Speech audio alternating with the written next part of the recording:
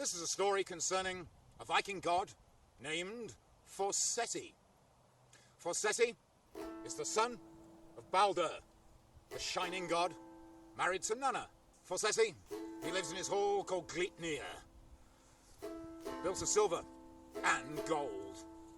It's his job to quell strife among men, to bring peace and order, as will become clear from the story I'm about to tell. Down in the land of Frisia, south of Denmark, the people there worked hard and prospered, but the kings of that land had to pay tribute to their overlord at the time, the king of the Franks, King Charles the Great. Now Charles, he summoned the 12 wisest men in the whole of the Frisian country. And so, as required, they travelled to meet him, presented themselves at the door of his hall. I want you to give me a complete account of the laws that are used throughout Frisia. Time is precious. Give them to me now. My scribes will write them down. And the wise men, well, they conferred with each other, and they realised, after talking for some time, that the laws throughout Frisia that related to free men, to the nobility, to what kind of property one could hold, to compensation, so many laws, they were all different between one tribe and the next. And so they said to King Charles, "My Lord King, we must apologise, but we cannot give you the set of laws you've asked us for." And at this the king was not pleased. "You've wasted my time," he said to them. "You can choose one of 3 punishments: death, slavery, or being cast adrift at sea in a rudderless boat." And the wise men decided that the latter might be the best option.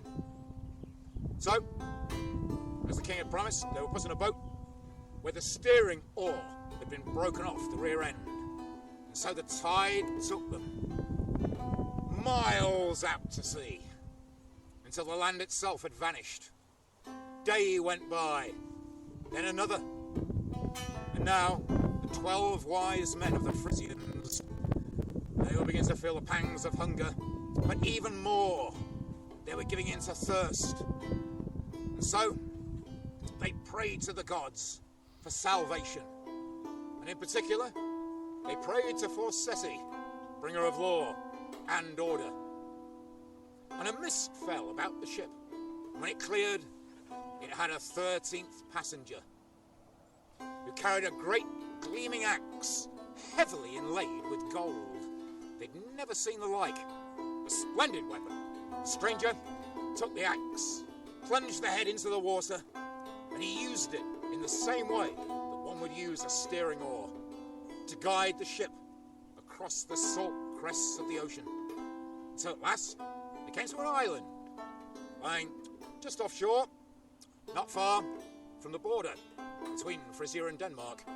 And as soon as they'd reached the land, the stranger took his golden axe and hurled it at the ground.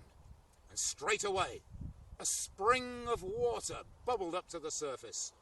And finally, at long last, the 12 wise men could have a drink. And then the stranger began to speak. And in a level, measured voice, he recited a full, comprehensive set of laws that all the Frisians could live by. And from that time, the island and the spring upon it were sacred to the god Forseti. The wise men were allowed to return to their kingdom and to give King Charles the laws for which he'd asked. And please subscribe. And there is another tale, of course, about the island of Forseti. Now we've already heard about the god Forseti, son of Baldur and Nanna, one of the great gods of the north. If you haven't heard this story yet, then please click on the card. There was an island not far from the coast, between the border of Denmark and Frisia, called Forseti's land. Here it was that the wise men of the Frisians had been given a set of laws by the god Forseti himself. and also the place where the strike of his great axe caused a holy spring to burst forth from the ground.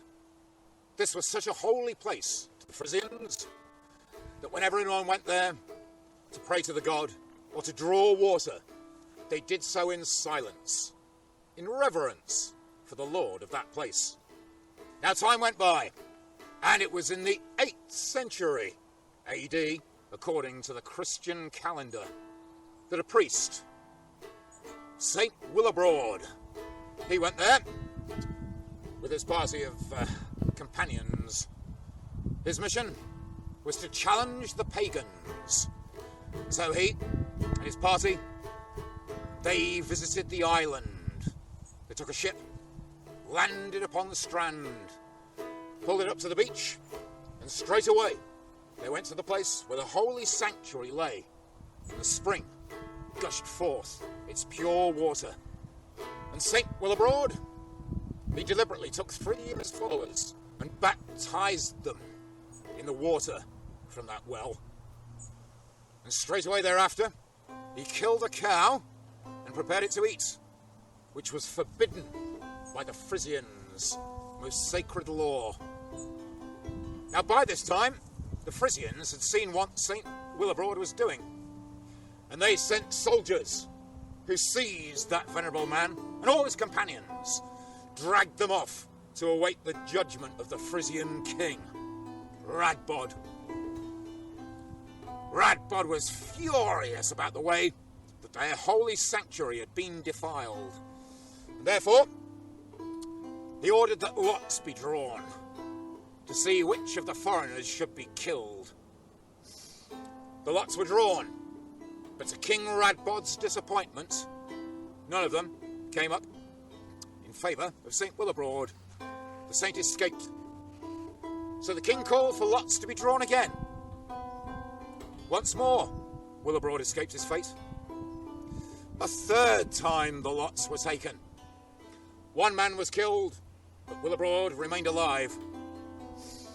And according to the laws set down by the god Forseti, they could not be drawn for a 4th time. So King Radbod, despite his better judgment, was obliged to leave God's chosen man, that noble saint, Willibrod, to return to his ship and leave his kingdom unharmed.